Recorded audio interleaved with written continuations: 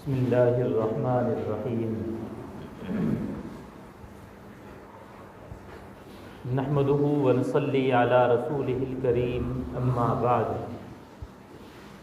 اعوذ باللہ من الشیطان الرجیم بسم اللہ الرحمن الرحیم انا ارسلناک شاہدا ومبشرا ونذیرا صدق اللہ العظیم۔ اللہ رب العزت کا احسان اور کرم ہے کہ اللہ تعالیٰ نے ہمیں ایمان کی دولت عطا فرمائی۔ اللہ تعالیٰ نے ہمیں اپنے پیغمبر جناب محمد الرسول اللہ صلی اللہ علیہ وسلم کی امت میں پیدا فرما کر ہم پر احسان فرمایا۔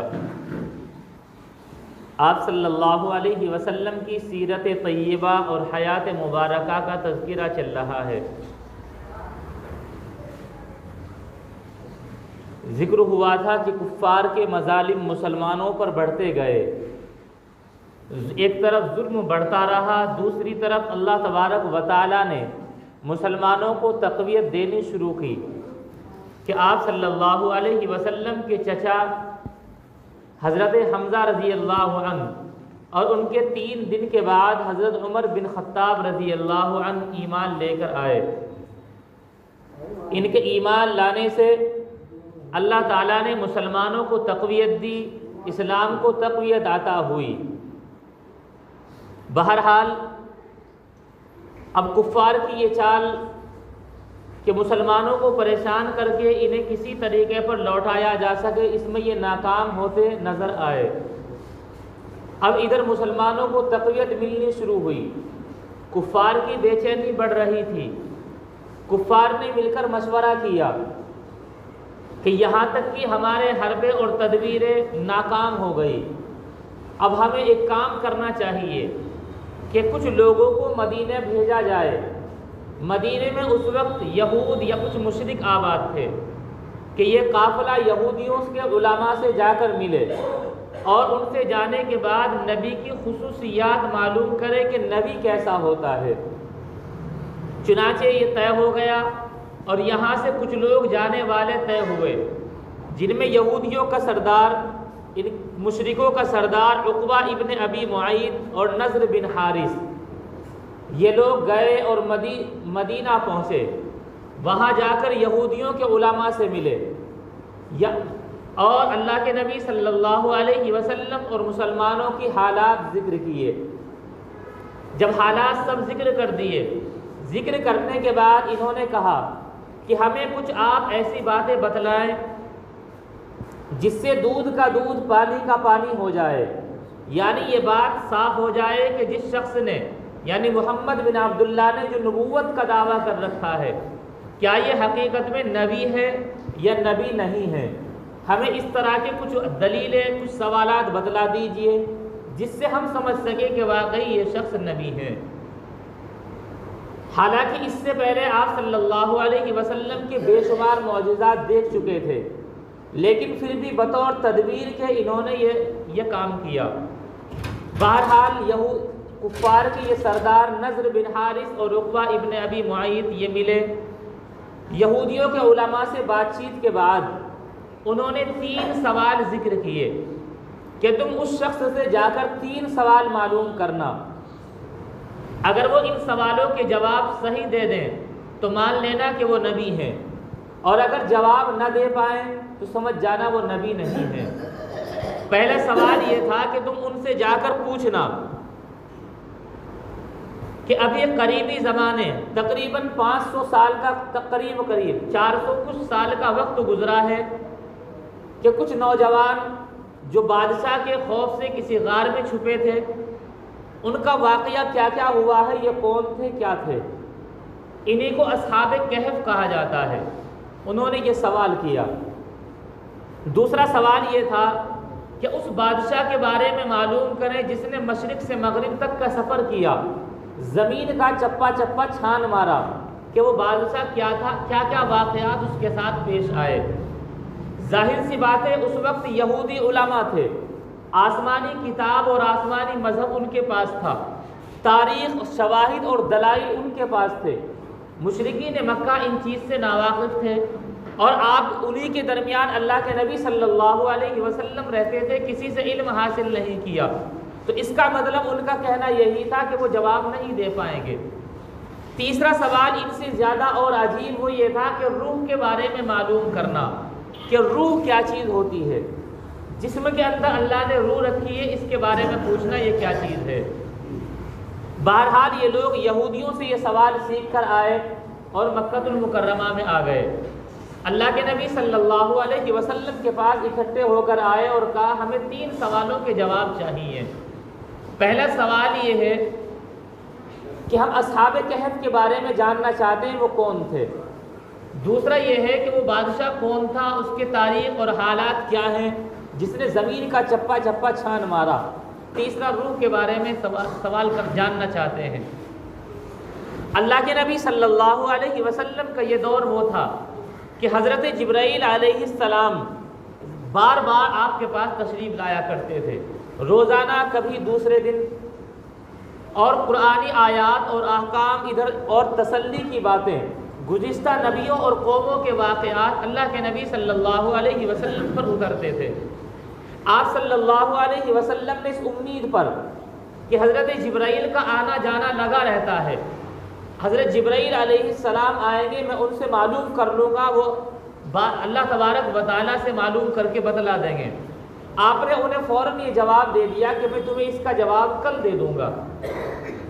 اللہ کا کرنا تھا حضرت جبرائیل علیہ السلام کل نہیں آئے، ایک دن گزرا، 2 دن گزرے، کئی دن گزر گئے، ادھر کفار کو ہنسنے کا موقع مل گیا، یہ لوگ کہنے لگے کہ دیکھا ہر بات بتا دیا کرتے تھے، ہم جو قیمتی سوال لے کر آئے ان کا جواب نہیں بن پڑا، جواب نہیں دیا۔ اللہ کے نبی صلی اللہ علیہ وسلم بے چین تھے کہ الہ العالمین میں نے تو تیری ذات پر اعتماد اور بھروسہ کرتے ہوئے ان سے کل کا وعدہ کیا تھا، لیکن وہی نہیں آ رہی ہے، کیا جواب دیا جائے۔ اللہ تبارک و تعالی علیم اور حکیم ہیں، علم والے ہیں اور حکمت والے ہیں، ہر بات کا جواب فوراً دینا ضروری نہیں ہوتا، حکمت کے ساتھ جواب دیا اور علم کی بات اس میں بڑھا دی۔ کئی دنوں کے بعد وحی آئی تو پہلے ہی فرشتے نے آ کر کہا وَلَا تَقُولَنَّ لِشَيْءٍ إِنِّي فَاعِلٌ ذَلِكَ غَدًا إِلَّا أَن يَشَاءَ اللَّهُ، کہ آپ کسی بھی چیز کے بارے میں فوراً یہ بات نہ کہیں انی فاعل ذالک غدا کہ میں اسے کل کر دوں گا۔ ہاں ایک طریقہ ہے آپ یہ کہہ دیں الا ان یشاء اللہ، مگر یہ کہ اللہ چاہ لے، یعنی اس میں آپ اللہ کی مشیت اور اللہ کی چاہت کو شامل حال رکھیں تو یقیناً اس چیز کا آپ کل کا بھی وعدہ کر سکتے ہیں۔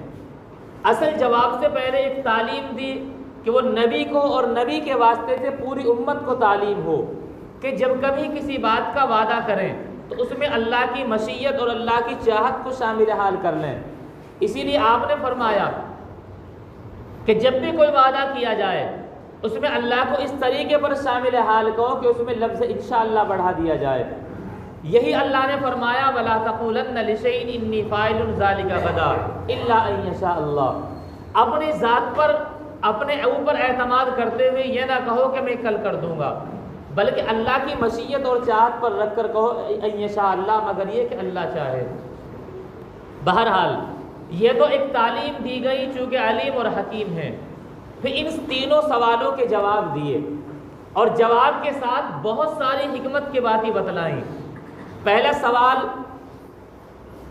بنی اسرائیل کے اندر اس کا جواب دیا وَيَسْأَلُونَكَ عَنِ الرُّوحِ قُلِ الرُّوحُ مِنْ أَمْرِ رَبِّي وَمَا أُوتِيتُم مِّنَ الْعِلْمِ إِلَّا قَلِيلًا، کہ روح کے بارے میں آپ انہیں یہ کچھ نہیں بتلائیں، صرف یہ کہیں قُلِ الرُّوحُ مِنْ أَمْرِ رَبِّي، روح میرے رب کا، میرے مولا کا ایک حکم ہے۔ روح ایسی چیز نہیں جسے سینس سے سمجھا جا سکے، جسے دیکھا جا سکے، چھوا جا سکے، ایسی چیز نہیں۔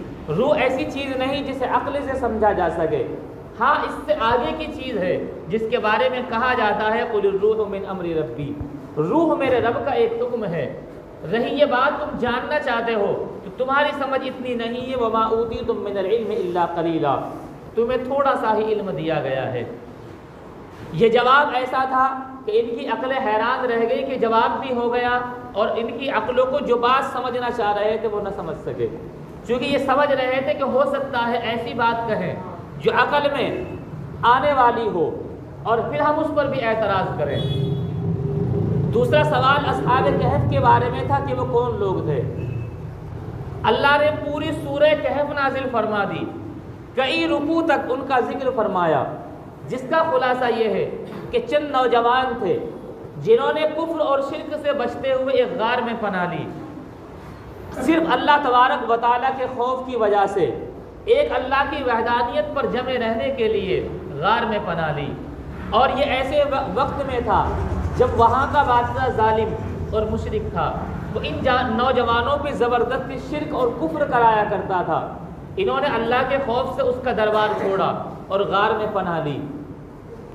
اللہ تبارک و تعالیٰ نے ان دنوں کے لیے سورج کو بھی حکم دیا تھا، وَنُقَلِّبُهُمْ ذَاتَ الْيَمِينِ وَذَاتَ الشِّمَالِ، اللہ انہیں کروٹ بھی دیتا تھا، اور سورج اتنے دنوں تک غار میں اس نے دھوپ نہیں لگنے دی کہیں ان کی آنکھ نہ کھل جائے۔ جب تقریباً وَلَبِثُوا فِي كَهْفِهِمْ 300 سِنِينَ أَوْ ازْدَادُوا تِسْعًا، جب 309 سال گزر چکے، 309 سال گزرنے کے بعد وہاں کا ماحول اور حالات بدل چکے، حضرت عیسیٰ علیہ السلام کی بعثت ہو چکی، آپ کی بعثت کے بعد آسمان پر اٹھائے جانے کے بعد اب یہاں کا ایک عیسائی بادشاہ تھا جو دین حق پر قائم تھا، اب اس کی حکومت باقی تھی۔ لیکن 300 سال سے تمام لوگوں میں یہ بات عام تھی کہ 300 سال پہلے کچھ نوجوانوں نے غار میں پناہ لی تھی، آج تک ان کا کچھ پتہ نہیں۔ بہرحال 300 سال کے بعد آنکھ کھلی، آنکھ کھلنے کے بعد ایک ساتھی نے دوسرے کو اٹھایا، سب اٹھ گئے۔ یہ لوگ وہ تھے جو اپنے زمانے کے کچھ پیسے ساتھ لے کر گئے تھے۔ انہوں نے ایک دوسرے سے کہا کہ آپ جاؤ اور ہوٹل سے کھانا لے کر آؤ اور چھپ چھپا کر جانا، کہیں وہ بادشاہ تمہیں دیکھ نہ لے۔ یہ سمجھ رہے تھے کہ شاید 1 یا 2 رات ابھی رکے ہیں۔ اللہ تبارک و تعالیٰ نے اتنا بڑا مسئلہ حل کر دیا۔ یہ لوگ باہر آئے، آنے کے بعد جب ہوٹل سے سامان لیا، پرانے زمانے کے وہ سکے دیے، تو ہوٹل والا سمجھ گیا، ہوٹل والے نے پکڑا، لگتا ہے کہ تم چور ہو، کیونکہ یہ تو اس زمانے کا سکہ نہیں ہے۔ یہ کہنے لگے ابھی چند روز پہلے تو ہم ابھی کہیں گئے تھے اور یہ ہماری اپنی قیمت سے اپنا مکان بیچا تھا۔ بہرحال کافی دیر بحث ہونے کے بعد بادشاہ تک یہ خبر پہنچ گئی۔ بادشاہ جو اسی جستجو اور تلاش میں تھا، یہ مسئلہ بھی حل ہوا کہ بادشاہ کو اس واقعے کی اطلاع ہو گئی۔ دوسرا، اس زمانے میں ایک پادری نے یہ دعویٰ کیا تھا کہ مرنے کے بعد کوئی دوبارہ زندہ نہیں ہو سکتا۔ جب 309 سال کے بعد ان لوگوں کے زندہ ہونے کی اطلاع ملی تو وہ پادری بھی اپنے معاملے میں ہار گیا، کہنے لگا کہ اگر 309 سال کے بعد انسان زندہ ہو سکتے ہیں تو پھر 300 نہیں 3000 سال کے بعد بھی خدا انہیں دوبارہ زندہ کر سکتا ہے۔ قرآن کریم نے یہ واقعہ ذکر کیا۔ تیسرا سوال یہ تھا کہ وہ اس بادشاہ کے بارے میں معلوم کرنا چاہتے ہیں کہ جس نے زمین کے چپے چپے پر حکومت کی ہے۔ اللہ تعالیٰ نے اس کا جواب دینے سے پہلے انہیں مخاطب کیا کہ تم اس بادشاہ کے بارے میں سوال کر کے فضول کرتے ہو، کہ حالانکہ اس نے بھی سفر کیا، تمہیں اس شخص کے بارے میں سوال کرنا چاہیے جس نے زمین پر ایک علمی سفر کیا تھا، اور وہ تھے حضرت موسیٰ علیہ السلام۔ ان کے ساتھ ان کا ایک خادم، وَإِذْ قَالَ مُوسَىٰ لِفَتَاهُ لَا أَبْرَحُ حَتَّىٰ أَبْلُغَ مَجْمَعَ الْبَحْرَيْنِ أَوْ أَمْضِيَ حُقُبًا۔ راستے میں انہوں نے اللہ تبارک و تعالیٰ ایک مرتبہ مجمع میں کسی نے یہ سوال کیا کہ موسیٰ یہ بتلاؤ اس وقت سب سے بڑا عالم کون ہے؟ حالانکہ انہوں نے کہا کہ سب سے بڑا عالم میں ہوں۔ جواب اس اعتبار سے بالکل صحیح تھا کیونکہ نبی سے بڑا عالم اس زمانے میں کوئی نہیں ہوتا، کیونکہ نبی کا استاد بلا واسطہ اللہ تبارک و تعالیٰ ہیں اور نبی ان کے شاگرد ہیں، تو ان سے بڑا کوئی عالم نہیں۔ لیکن چونکہ بغیر جھجک کے یہ کہا تھا میں سب سے بڑا عالم ہوں، انداز ایسا تھا کہ جو کہ قابل پسند نہیں تھا، اس لیے اللہ تبارک و تعالیٰ نے حضرت موسیٰ علیہ السلام کو حکم دیا کہ تم سمندر کا سفر کرو، دریا کا سفر کرتے جاؤ، جہاں 2 دریا آپس میں مل رہے ہیں وہاں جانے کے بعد ایک شخص چادر اوڑھے لیٹا ہے، اس سے ملاقات کرنا وہ تم سے بھی بڑا عالم ہے۔ یہ بات ایسی تھی جو دل کو پریشان کرنے والی تھی، چنانچہ اپنے خادم کو ساتھ لیا، چل دیے۔ اللہ سے معلوم کیا کہ جہاں دو سمندر ملتے ہیں کوئی چھوٹی موٹی جگہ نہیں ہوتی، اتنی بڑی جگہ میں کیسے میں پہچان پاؤں گا کہ یہاں پر وہ شخص ہے۔ اللہ نے فرمایا اپنے کھانے کے لیے مچھلی لے لو، جہاں یہ زندہ ہو کر پانی میں اسی طریقے پر چلی جائے، پانی میں سوراخ ہو جائے گا، نشان باقی رہ جائے گا، وہیں اس کے آس پاس وہ آدمی مل جائے گا۔ بہرحال سفر میں جاتے ہوئے راستے میں اچانک بھوک لگی تو خادم سے معلوم کیا کہ ہمیں کھانا دے دیجیے۔ خادم نے کہا آتنا غداءنا لقد لقینا من سفرنا ھذا نصبا، کہ ہمارا کھانا لائیے، ہمیں بڑی تھکن محسوس ہو رہی ہے۔ اتنا لمبا سفر کر کے تھکن محسوس نہیں ہوئی، لیکن منزل پر پہنچ کر تھکن محسوس ہوئی۔ قال اذ اویت الى الصخرۃ فانی نسیت الحوت، وہ کہنے لگے جب پیچھے وہاں پتھر کے پاس ٹھہرے تھے وہاں سے آگے چلے، میں بھول گیا تھا وہ مچھلی اس میں سے نکل کر سمندر میں چلی گئی۔ واپس آئے، دیکھا سمندر میں ابھی تک مچھلی کے جانے کا نشان ہے۔ تلاش کے بعد دیکھا کہ وہیں ایک آدمی لیٹا ہوا ہے۔ بہرحال یہ اس وقت کے تکوینی نبی حضرت خضر علیہ السلام تھے۔ حضرت موسیٰ علیہ السلام تشریعی نبی، حضرت خضر تکوینی نبی۔ پھر ان نبیوں کا ایک سفر ہوا، سفر میں 3 اہم واقعات پیش آئے جن کی وجہ ظاہری حضرت موسیٰ علیہ السلام نہیں سمجھ پائے تو اعتراض کیا، لیکن باطنی وجہ تکوینی نبی نے سمجھی، اس لیے اس کا جواب آگے پہنچنے کے بعد دیا۔ بہرحال اس واقعے کو ذکر کر کے انہیں متنبہ کیا کہ تمہیں علمی سوال کرنا چاہیے تھا، فضولی سوال نہیں کرنا چاہیے تھا۔ سفر کے بارے میں سوال کرنا تو نبی کے بارے میں کرنا تھا، چونکہ اس لیے بھی قرآن نے کہا یہ یہود سے سیکھ کر آئے تھے۔ جب یہود کو پتہ چلے گا کہ ہمارے نبی حضرت موسیٰ علیہ السلام نے ایسا سفر کیا تو وہ حیرت میں پڑ جائیں گے کہ اللہ کے نبی صلی اللہ علیہ وسلم نے حضرت موسیٰ کو نہیں دیکھا، حضرت موسیٰ پر نازل ہوئی کتاب کو نہیں پڑھا، پھر اتنی تفصیل سے بیان کیا جا رہا ہے تو یقیناً برحق نبی ہیں۔ بہرحال اس کے بعد ان کے سوال کا جواب دیا گیا، فرمایا گیا کہ وہ ذوالقرنین بادشاہ ہے جس نے مشرق کا بھی سفر کیا، مغرب کا بھی سفر کیا، اور ایسی جگہ کا سفر کیا کہ اس کے بعد زمین کا آخر تھا، اور ایسی جگہ کا بھی سفر کیا کہ جہاں اس پہاڑ کے پیچھے ایک قوم تھی، یہاں کے رہنے والوں لوگوں نے کہا کہ وہی قوم جو پہاڑ کے پیچھے ہے وہ ہم پر ظلم کرتے ہیں، ہمارے جانوروں کو کھا جاتے ہیں، ہمارے بچوں کو لے جاتے ہیں۔ ان کا ذکر کیا کہ وہ یاجوج اور ماجوج ہیں۔ تفصیل سے قرآن کریم میں جب یہ جواب آ گئے تو اب ان کی حیرت نہ رہی، چونکہ یہودیوں نے جواب کا اشارہ دے دیا تھا، اور اس سے زیادہ تفصیل اللہ کے نبی صلی اللہ علیہ وسلم نے سمجھا دی۔ اب کوئی شک و شبہ نہیں تھا کہ ایمان قبول کریں، لیکن یہ ضد بند اور ہٹ دھرم قوم تھی، ایمان پھر بھی قبول نہیں کیا۔ بہرحال ان کے اس سوال کے بعد اگرچہ کچھ لوگوں کے ذہنوں میں یہ بات تو آنی شروع ہو گئی کہ ان کی ہر بات سچائی پر ہوتی ہے، سچائی سے ہٹ کر نہیں ہوتی، لیکن ہٹ دھرمی کی وجہ سے ایمان قبول نہیں کیا۔ اب کفار مکہ جو مسلمانوں کو پریشان کرنے کی تدبیریں کرتے تھے یہاں بھی ناکام ہو گئے، چونکہ وہ جواب ملا کہ جس کا اندازہ نہیں لگا سکتے تھے۔ اب ایک نئی تدبیر اور چلی کہ مسلمانوں کا بائیکاٹ کر دینا چاہیے۔ اللہ کے نبی صلی اللہ علیہ وسلم اور آپ کے خاندان آل مطلب اور آل ہاشم میں جو بھی آپ کے حمایتی ہیں اور مسلمان جتنے بھی ہیں سب کا بائیکاٹ کر دیا جائے۔ چنانچہ بائیکاٹ ہوا، تمام سرداران قریش جو کہ کافر تھے انہوں نے بائیکاٹ کیا اور ایک گھاٹی میں قید کر دیا جس کو شعب ابی طالب کہا جاتا ہے، اور یہ کفار چاروں طرف سے ان کا محاصرہ کر لیا، چاروں طرف سے پابندیاں لگی رہتی تھی، دیکھتے تھے کہ مسلمانوں کو کوئی راحت و آرام کا سامان تو نہیں پہنچا رہا ہے، مکے سے نہ کھانے کا سامان پہنچ سکتا نہ پینے کا سامان پہنچ سکتا ہے، بچے جوان بوڑھے سب کو اس میں قید کر دیا گیا۔ وقت گزرتا گیا، مسلمانوں کے پاس کھانے کے سامان دھیرے دھیرے ختم ہو گئے، یہ کفار چاروں طرف سے جب پہاڑیوں پر دیکھتے تھے کہ مذاق اڑایا کرتے تھے کہ دیکھو نئے دین کا چلن کرنے والوں کا حال یہ ہے، اپنے آباء و اجداد کے دین کو چھوڑنے والوں کا حال یہ ہے، لیکن مسلمان اپنے دین پر قائم تھے، تکلیفوں کو برداشت کرتے رہے، لیکن دین سے پھرنا گوارا نہیں کیا۔ بہرحال یہاں تک کہ نوبت آئی کہ مسلمانوں نے، اہل اسلام نے درختوں کے پتے تک کھائے، پتے ختم ہو گئے تو کانٹے تک بھی چبائے۔ ادھر کفار میں کچھ نیک دل لوگ ایسے تھے کہ اگرچہ ایمان قبول نہیں کیا لیکن دل نرم ہوتے گئے، جیسا کہ حضرت خدیجہ رضی اللہ عنہا کے بھتیجے حضرت حکیم بن حزام یہ کھانا تیار کرتے اور چھپ چھپا کر رات کو اپنی پھوپھی حضرت خدیجہ رضی اللہ عنہا کے لیے لے کر جاتے تھے۔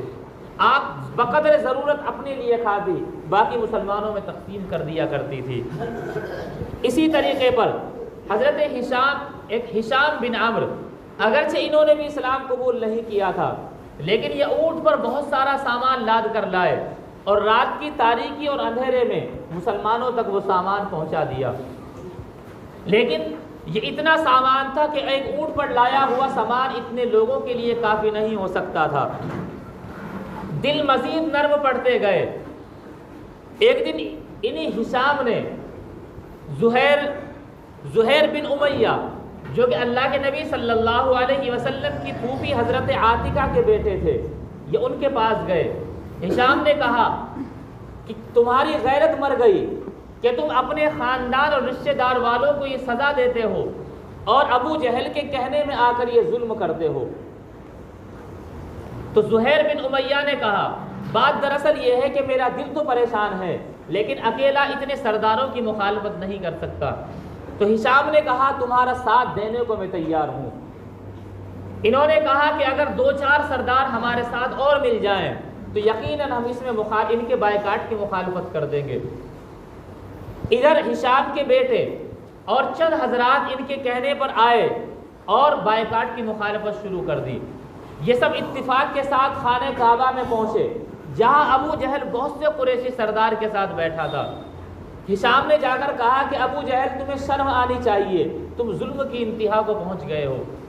ابو جہل غصے سے تلملا اٹھا، لیکن جب سب کو ایک زبان ہوتا ہوا دیکھا، سب ایک زبان ہو کر کہہ رہے ہیں کہ ابو جہل تم ظالم ہو، تم ظلم کر رہے ہو، تو ابو جہل خاموش ہو گیا۔ ادھر کچھ لوگوں کے دلوں کو اللہ نے نرم کیا۔ ادھر دیمک اس پورے بائیکاٹ نامے کو جس پر پوری تحریر لکھی گئی تھی جو خانہ کعبہ کی دیوار پر لٹکا ہوا تھا، دیمک چاٹ گئی۔ صرف ایک لفظ جو بسم کا اللہم لکھا ہوا تھا وہ باقی تھا، باقی سب مٹ گیا تھا۔